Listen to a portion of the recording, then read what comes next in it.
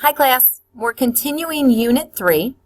Today we're going to be working on Section 5.3, solving percent problems using equations. What we have been doing the last couple days is solving percent problems with proportions. Now we're going to be doing the same thing, but we're going to use equations. Our I can statement for today's lesson is I can use equations to solve problems involving percent. Okay, get out your notebooks. You're going to be taking a few notes. To set up an equation, you just need to know how to do some substitutions. The first substitution you need to know is of means multiply, and the symbol is the X for multiply. Number 2, is means equals, the equal sign. And number 3, what number means the unknown, so we use a variable. Please pause the video and write down these notes. Okay, few more notes. You will be given 3 main pieces of information when you're creating a word problem or when you're given a word problem. You're going to be given percent, and remember percent is written with the percent sign. We're going to represent that with the variable p. You're also going to be given a whole number. It's the whole thing.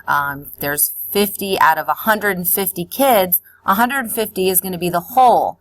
We're going to represent that with the letter W. And then you're also going to be given parts, part of the whole group, part of the whole crowd. So again, if we said 50 out of 150 students, the part would be the 50. And we represent that with the letter N. So the basic formula is percent times the whole number will give us the partial number, or P times W equals N. So again, percentage times the whole amount will give you the partial amount. Pause the video and write the notes down for tomorrow. Okay, here's our first practice problem.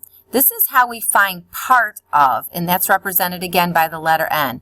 Remember the formula in the upper part of the screen.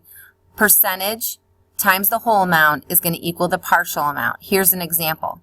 25% of 200 is what number? Okay, I have to convert this to an equation. So I know that 25% is equal to 0.25. Remember, when you go from a percent to a decimal, you get rid of the percentage sign and you move the decimal over to the left too. So we're going to get 0.25. Of, as you know from your notes, means multiply. So I'm going to put a multiplication sign there. 200 we're going to leave the same. Is means equals, so I put an equal sign. And what number? Well, I don't know yet, so I'm going to put the letter N because 200 is part of the whole, and I'm trying to find parts. So I'm going to use the letter N. Now we can solve it if we just use our calculators. The decimal 0.25 times 200 is going to be 50, so N equals 50. And 50 is partial, part of the 200. Pause the video and take the time to write down the example. Okay, now what if a problem asks us to find the whole amount? So we're still going to use the same formula, percent times whole equals part. This time we're given 25% of what number is 50? Well, 25% I can leave the same, but I'm going to put it in decimal form. Of what number? I don't know. My W I don't know, so I'm going to put a W in for the variable. Is means equals, and now I'm going to leave the 50 the same. So our equation is 0.25 W equals 50. Well, that W doesn't want to be attached to 0.25. It wants to be a loner. So we need to divide by 0.25. That's what we did right here. And we have to do that to the other side as well, divide by 0.25. And we do that, we get W equals 200.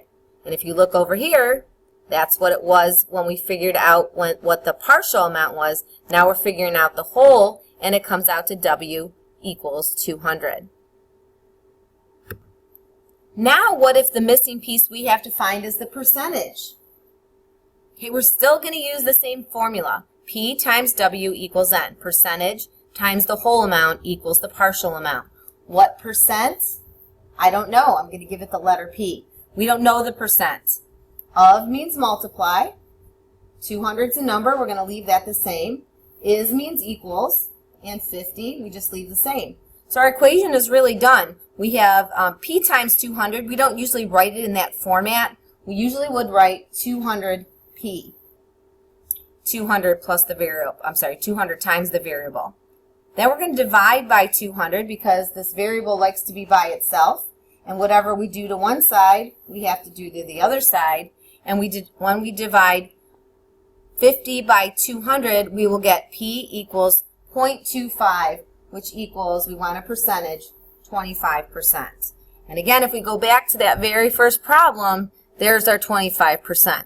So whichever part you're trying to figure out, whether it's the percentage, the whole amount, or the partial amount, we can do that just by substituting the multiply sign for of, the equal sign for is. When we don't know what is there, what's missing, we just use a variable. So we can very easily solve for any of these equations. Okay, now let's practice. The first problem says 18% of 90 is what number? 18%. I know what that is. It's the same as 0.18. Of means multiply. 90 I just leave the same. Is means equals. What number? I don't know. So again, if we think of our formula,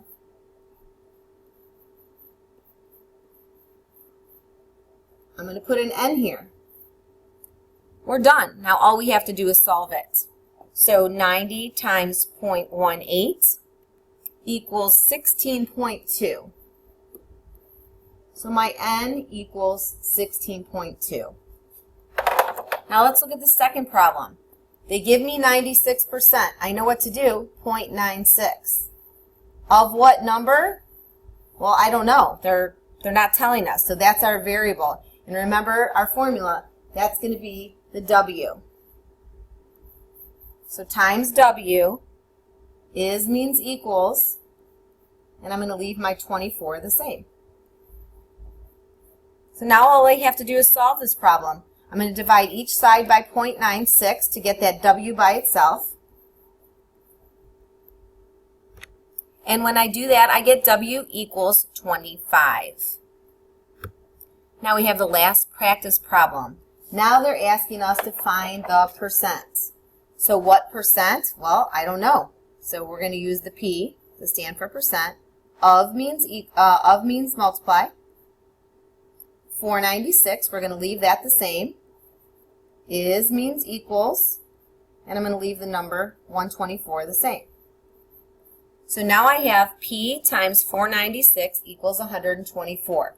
Well, we don't usually write it like this. What we usually will do 496, and then the variable after it equals 124. Well, we don't want the 496 attached or multiplied by the P right now. We want to get it by itself. So we divide each side by 496. And we will get P equals 0.25. But because it's a percentage, we're going to put 25%. So the percentage is 25%. Okay, those are 3 practice problems. Make sure you know how to do them, because here's your problems. Now it's your turn.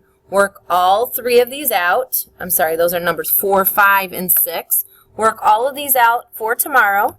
Come in with them ready, and we will go over them in class. If you have them all correct, we will check them, and we will give you a piece of candy if you've gotten them all right and you have the correct equation set up. Have a good day.